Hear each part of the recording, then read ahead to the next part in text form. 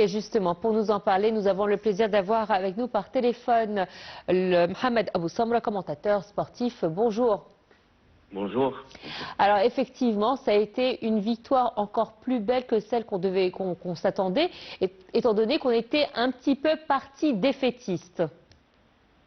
Oui, une grande victoire, bien méritée, après une performance inattendue, honnêtement.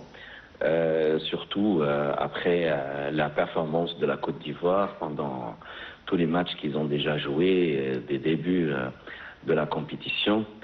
Mais quand même, nos joueurs, hier, avec Hossam Hassan, bien entendu, ils ont montré une belle face d'un beau football égyptien, bien prêt, bien courageux, afin d'affronter les plus grandes équipes du continent africain, en espérant, Inch'Allah, qu'on va continuer comme ça jusqu'à la finale et remporter la 8e version de la CAN cette année, Inch'Allah. Qu'est-ce qui a fait la différence selon vous? Est-ce que c'est le jeu ou c'est l'esprit d'équipe qui l'a emporté? C'est l'esprit de l'effectif, honnêtement. Un effectif qui ont faim du football, qui ont faim de la gagne, qui ont faim de la victoire. C'est pour ça, c'est ça qui fait la différence quand on joue au football. Le football, madame, c'est pas comme les autres sports. Il y a toujours la différence du niveau qui fait la différence ou bien qui détermine la victoire ou la défaite pour une équipe au football. Il y a plein d'autres facteurs qui jouent autour de la différence du niveau. Et justement, on a montré ce point positif pour nous, cet esprit bien fort, cet amour ou bien cette solidarité entre les joueurs. Moi, j'ai vu hier quelque chose qui n'arrive jamais au football. Un joueur qui était blessé aux chevilles ou bien au talon, pardon, comme Trezeguet, au bout de 3-4 jours, et il est rentré sur le terrain hier pendant les dernières 10 minutes et il a joué. Ça, c'est vraiment quelque chose qu'on ne voit pas souvent au football. Une blessure comme celle de Trezeguet a besoin de au moins 2 à 3 semaines.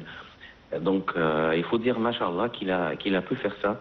Et je crois qu'il ne pourra pas faire quelque chose pareil si l'esprit des autres joueurs n'était pas à la hauteur du esprit de Trezeguet et bien sûr le reste des joueurs égyptiens.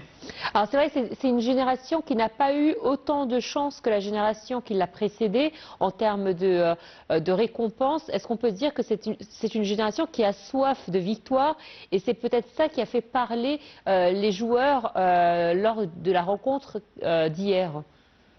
Écoutez, madame, il y a une grosse différence au niveau du niveau sportif entre la génération 2006, 2008, 2010, la génération de Hassan Shahata et la génération d'aujourd'hui. La génération d'aujourd'hui n'a pas justement le même potentiel, mais il y a d'autres choses. Ils ont toujours cette soif de la gagne. Ils n'ont pas remporté beaucoup de titres comme la génération de Hassan Shahata. C'est pour ça, pour récompenser cette différence entre le niveau sportif et l'esprit, alors avec davantage d'esprit tellement courageux, on peut justement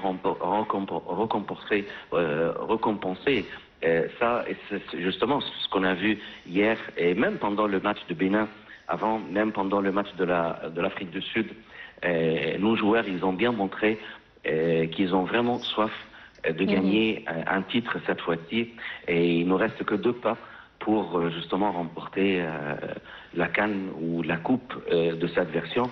Mais je vous avoue que cette fois-ci, la compétition est très difficile. Justement, c'est ce que j'allais vous dire. C'est ce que j'allais vous dire. Là, les choses sérieuses vont commencer, avec notamment la rencontre entre l'Égypte et le Sénégal. On vous aura certainement, durant les prochaines éditions, pour en parler beaucoup plus. Là, on a voulu savourer cette victoire. On parlera un petit peu plus des techniques de jeu lors des éditions suivantes. Merci à vous, Mohamed Abou Samra, commentateur sportif, d'avoir été avec nous ce matin.